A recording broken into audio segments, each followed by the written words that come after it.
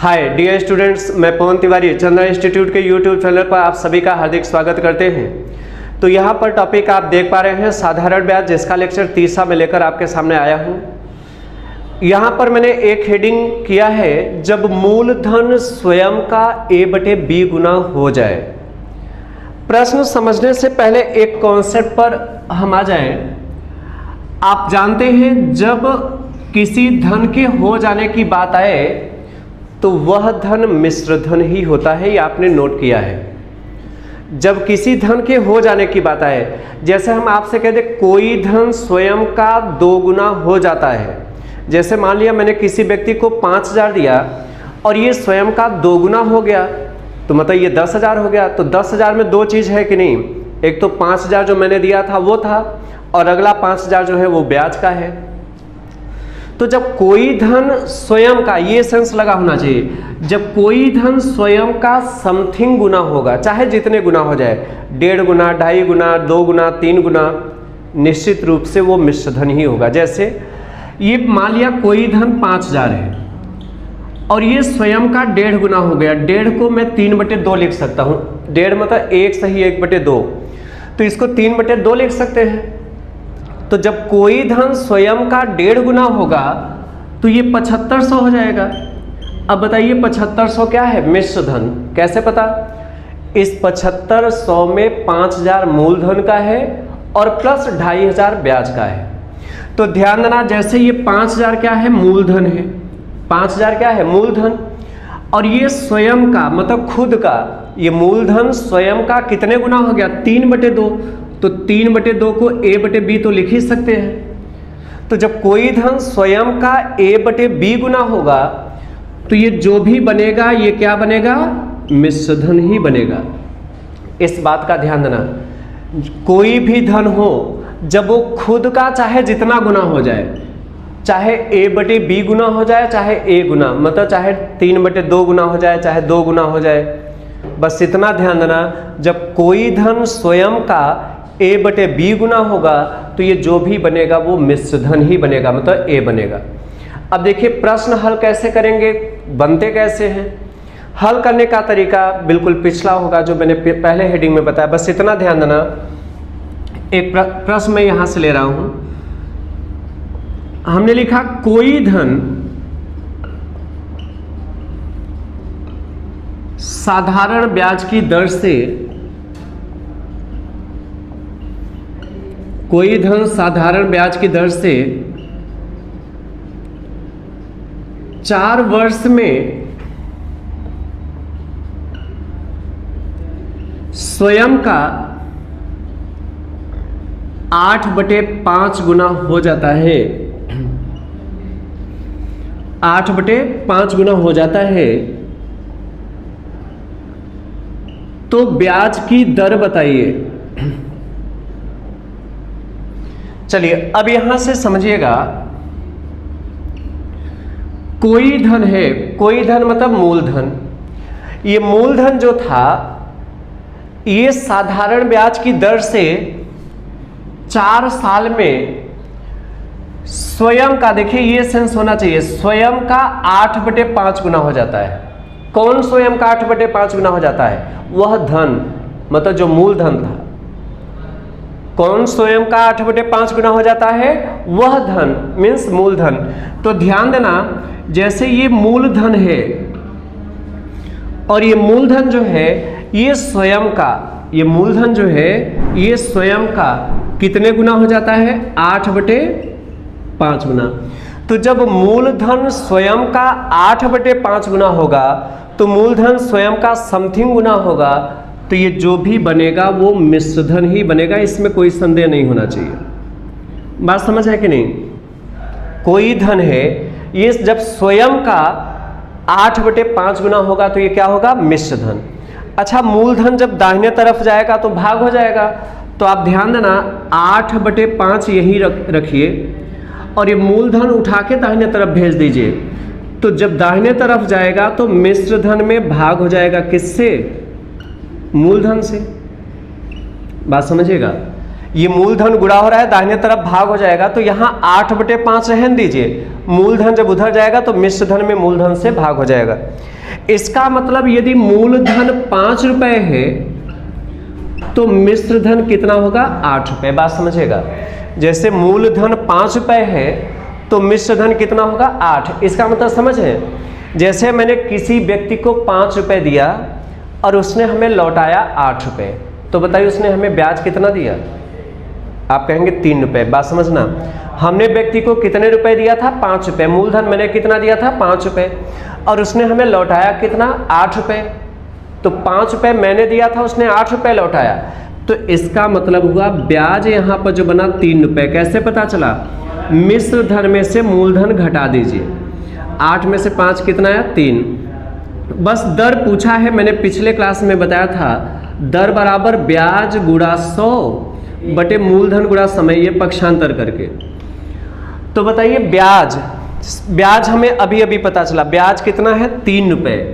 तो ब्याज में 100 से गुणा करिए और बटे मूलधन में समय से गुणा करिए, तो मूलधन कितना है?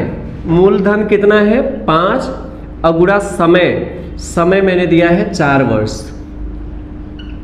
तो देखिए 5 का गुणा 4 में कितना आएगा? 5 चौके 20, 100 20 से कट जाएगा कितनी बार में? 5 बार में। तो 3 पंचे कितना आया? 15%। तो बस बात समझेगा, मूलधन जब स्वयं का 8/5 गुना होगा तो मिश्र धन होगा, ये मूलधन उधर जाएगा तो मिश्र धन में मूलधन से भाग होगा बराबर 8/5। मतलब मूलधन 5 रुपए होगा तो मिश्र धन 8 रुपए। मतलब मैंने 5 रुपए किसी को दिया, उसने 8 रुपए लौटाया, तो इसका मतलब ब्याज कितना दिया उसने? 3 रुपए। तो दर क्या था? 3 गुणा 100 बटे मूलधन कितना है? 5 गुणा समय 4 है, 15% आ गया।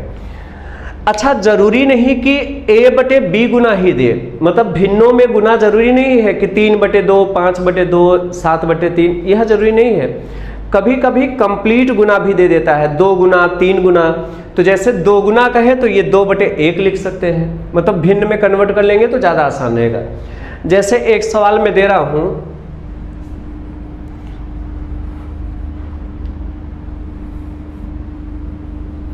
देखिए सब कुछ ऐसा ही सवाल है, कॉन्सेप्ट सिमिलर है। प्रश्न का सेंस देखना, कोई धन साधारण ब्याज की दर से 10 वर्ष में स्वयं का 3 गुना हो जाता है तो ब्याज की दर बताइए। अच्छा, प्रैक्टिकली समझिए, जब कोई धन स्वयं का 3 गुना होगा तो मिश्र धन ही तो होगा। जैसे मैंने 5000 किसी को दिया और ये स्वयं का 3 गुना हो गया तो 15000 हो जाएगा, तो ये तो मिश्र धन ही होगा, क्योंकि 15000 में 5000 मूलधन का है और अगला 10000 ब्याज का। तो ध्यान देना, कोई धन मतलब मूलधन है, ये स्वयं का 3 गुना हो जाता है। तो मूलधन जब स्वयं का 3 गुना होगा तो क्या होगा? मिश्र धन। मूलधन जब खुद का 3 गुना होगा तो मिश्र धन। ऐसा करिए, मूलधन उधर पक्षांतर कर दीजिए, यहाँ 3 रोके रखिए, चाहे 3 को 3/1 लिख सकते हैं। मूलधन उधर जाएगा तो मिश्र धन में इस मूलधन से भाग हो जाएगा। अब बात समझिए, मूलधन 1 रुपए है तो मिश्र धन 3 रुपए। मतलब मैंने किसी व्यक्ति को 1 रुपए दिया, कितना दिया? 1 रुपए, तो उसने हमें लौटाया कितना? 3 रुपए। मान लिया मैंने किसी व्यक्ति को 1 रुपए दिया और 10 साल के बाद उसने हमें कितना लौटाया? 3 रुपए। इसका मतलब उसने ब्याज हमें 2 रुपए दिया। कैसे पता चला? मिश्र धन में से मूलधन घटा दीजिए तो कितना आया? ये ब्याज हो गया। तो दर कैसे निकालेंगे? साधारण ब्याज में 100 से गुणा करिए, तो साधारण ब्याज 2 है, 100 से गुणा करिए बटे मूलधन गुणा समय। मूलधन कितना है? 1 है और गुणा समय 10 है, तो ये कैंसिल, 10 दूना कितना आ गया? 20%, ये आंसर होगा। तो आपने इस पार्ट को समझा। आप बस इतना ध्यान देना, जब कोई धन स्वयं का समथिंग गुना होगा तो डेफिनेट वह धन मिश्र धन ही होगा, ये माइंड में रखना। तो ये सिंगल स्टेटमेंट का सवाल था। एक अगला हेडिंग मैं कर रहा हूं जो कि डबल स्टेटमेंट का होगा, उस हेडिंग को समझिए। तो चलिए आप लोग हेडिंग चेंज करिएगा।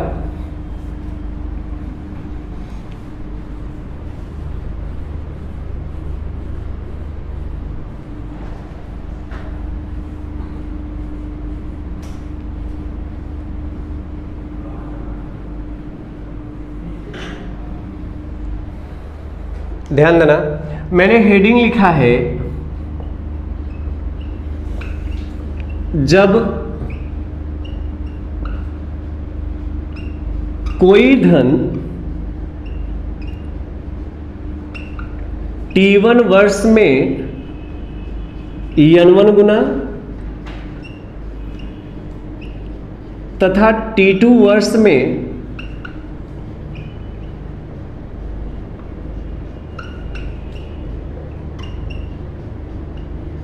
N2 गुना हो जाए।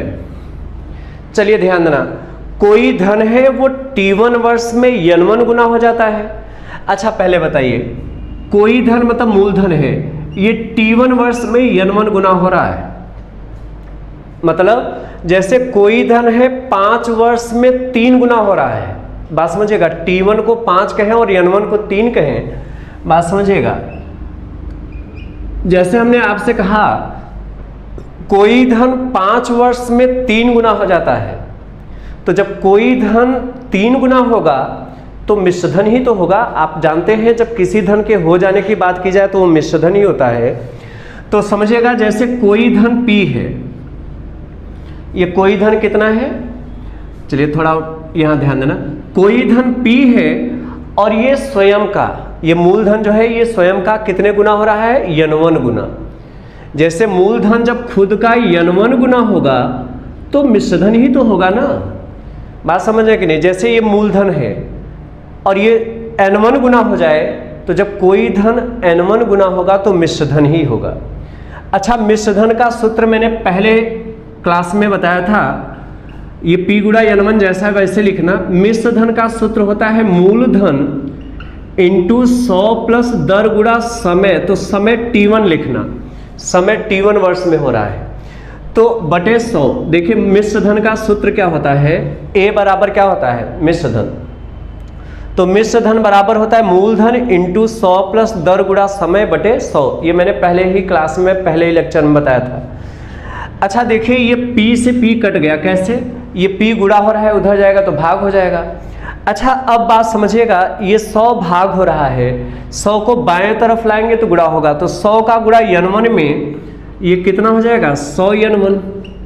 देखिए 100 का गुणा N1 में 100 N1। अब ये वाला 100 इधर बाएं तरफ लाएंगे तो माइनस हो जाएगा, बराबर कितना, RT1। बात समझ है कि नहीं।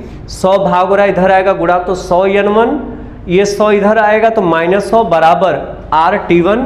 ये पहला समीकरण हुआ। एक जानकारी और आपके प्रश्न में दिया है, एक जानकारी आपके प्रश्न में और दिया है, T2 वर्ष में N2 गुना हो जाता है। तो जहां T1 है वहां T2 कर दीजिए, जहां N1 है N2 कर दीजिए। चाहे तो आप ऐसा करिए, एक लाइन बढ़ा के 100 कॉमन कर लीजिए, तो N1 माइनस 1 बराबर RT1। अब ध्यान देना, इसी प्रकार जब T2 वर्ष में N2 गुना होगा तो जहां N1 है वहां N2 कर दीजिए और जहां T1 है वहां T2 कर दीजिए। अब हमारे पास ये दो समीकरण हैं, हमारे पास ये दो समीकरण हैं। इसको कंसाइज करना हो, कॉम्पैक्ट करना हो, आसान करना हो, छोटा करना हो, कैसे करेंगे। तो घटाने पर तो होगा नहीं, हाँ भाग दे दें तो R से R कट जाएगा, 100 से 100 कट जाएगा। तो आप ऐसा करिए ना, समीकरण 1 में भाग कर दीजिए, किससे भाग कर दें, समीकरण 2 से। अच्छा जब भाग करें तो यहां पर ध्यान देना, जब भाग करेंगे तो ये बटे में जब होगा तो R से R कट जाएगा, तो क्या आएगा, T1 बटे T2 बराबर, ध्यान देना जब 1 में 2 से भाग करेंगे तो R R कट जाएगा, T1 बटे T2 बचेगा। जब ये वाला भाग करेंगे तो 100 से 100 कट जाएगा, तो बचा N1 माइनस 1 और बटे N2 माइनस 1। यह सूत्र हो गया। तो ध्यान देना, जब कोई धन T1 वर्ष में N1 गुना तथा T2 वर्ष में N2 गुना हो जाए तो सूत्र होगा T1 बटे T2 बराबर N1 माइनस 1 अपान N2 माइनस 1। हिंदी शब्दों में बोलें तो पहला समय बटे दूसरा समय बराबर पहला गुना -1 बटे दूसरा गुना -1। तो देखिए जब प्रश्न आए तो कैसे हल करेंगे। मैं साइड में एक प्रश्न ले रहा हूं, ध्यान देना। हमने लिखा कोई धन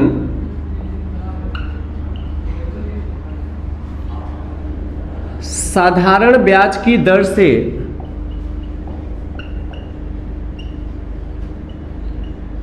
पांच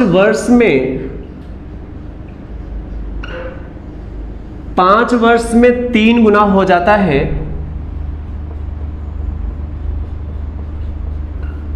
तो बताइए उसी दर से कितने वर्षों में, तो बताइए उसी ब्याज दर से कितने वर्षों में यह 5 गुना हो जाएगा।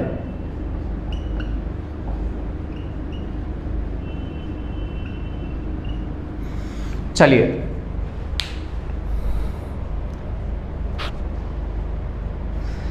आप बेशक इसे हल कर लेंगे, बहुत ही आसान कॉन्सेप्ट का प्रश्न है। मेरे ख्याल से आपने इसे नोट कर लिया है, इरेज ही कर देते हैं।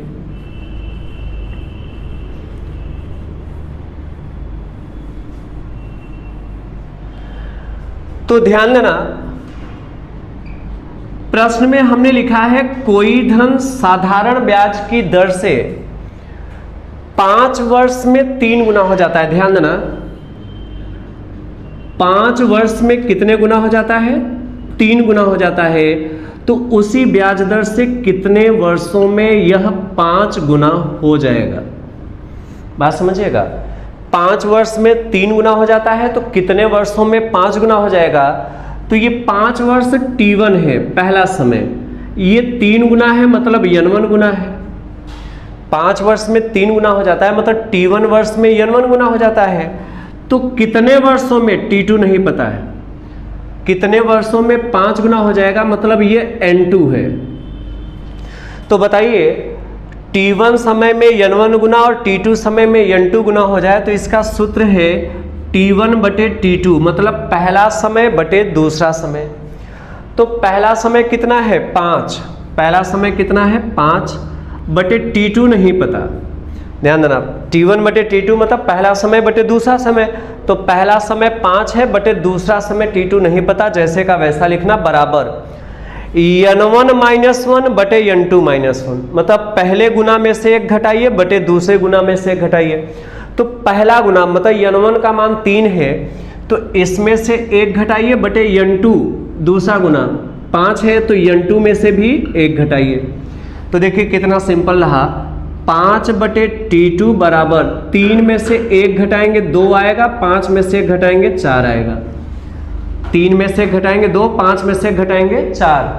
तो 2 1 का 2 और 2 दूना 4, 2 1 का 2 और 2 दूना 4।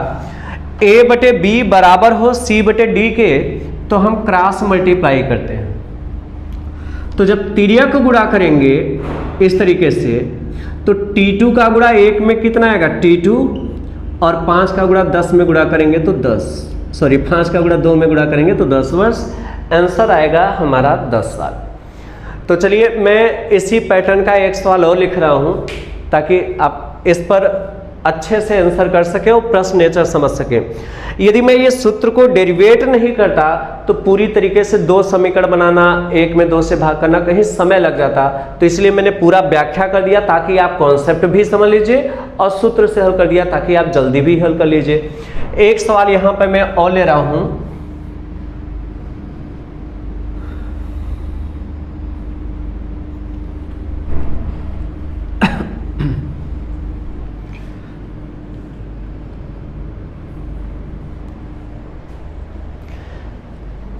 हमने लिखा कोई धन साधारण ब्याज की दर से 6 वर्ष में स्वयं का 1.5 गुना हो जाता है, तो कितने वर्षों में यह स्वयं का 2.5 गुना हो जाएगा? बात समझिएगा, हमने दिया है 6 वर्ष में स्वयं का 1.5 गुना, 1.5 गुना हो जाता है, तो कितने वर्षों में यह स्वयं का 2.5 गुना, मतलब N2 है ये, मतलब T1 समय में N1 गुना और T2 समय में N2 गुना। बहुत ही महत्वपूर्ण हेडिंग है। हल कैसे करेंगे? पहला समय बटे दूसरा समय, तो पहला समय है 6 बटे दूसरा समय नहीं पता, बराबर पहला गुना -1, तो पहला गुना कितना है 1.5, तो पहला गुना -1 बटे n2 -1 मतलब दूसरा गुना -1, तो दूसरा गुना कितना है 2.5 - 1, मतलब पहला समय 1.5 है -1 बटे दूसरा समय 2.5 है -1, तो 6 बटे T2 बराबर 1.5 में 1 घटाएंगे तो 0.5 आएगा, मतलब 1.5 में से घटाएंगे आधा, 2.5 में 1 घटाएंगे तो 1.5 आएगा। तो ये कितनी बार में कट जाएगा? 3 बार में, क्योंकि 5 3 15 होता है, एक अंक पर दशमलव लगेगा। आप तिर्यक गुणा करिए तो T2 का गुणा 1 में आएगा T2, और 6 का गुणा 3 में गुणा करेंगे 18, तो T2 कितना गया 18 वर्ष। ये हमारा आंसर है। तो आज की क्लास में मैं बस इतना ही रखूँगा। कॉन्सेप्ट आप देख रहे हैं, मैंने 2 प्रश्न इस पर करा दिए हैं। अगले रिमेनिंग हेडिंग को नेक्स्ट पार्ट में मैं लेकर आऊँगा। ये साधारण ब्याज का लेक्चर 3 था। चौथे लेक्चर के साथ मैं नेक्स्ट वीडियो में आपसे फिर से मिलता हूँ। तो कॉन्सेप्ट आप ये सब समझ लिए हैं। अगले क्लास में जब ब्याज की कई दरें हों तो इस हेडिंग के साथ में आऊँगा। तब तक के लिए बहुत बहुत धन्यवाद। Thank you.